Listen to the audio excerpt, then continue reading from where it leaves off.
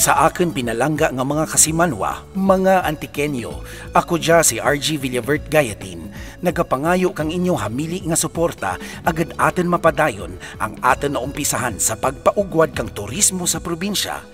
Kang ako nagserbe bilang inyo nga Provincial Tourism Officer, nag-organisar kita kang community-based tourism organization nga may tinutuyo nga magbulig sa mga katawan sa andang panghabuyan paagi sa turismo.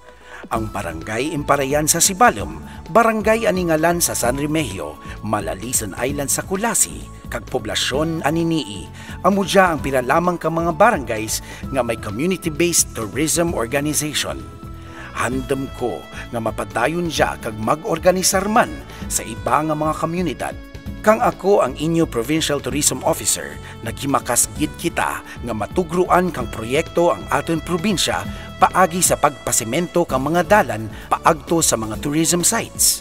Dya paagi sa DPWH, Department of Tourism Convergence Program. Sa kadya, amat-amat rin kita kilala sa bilog nga pungsod.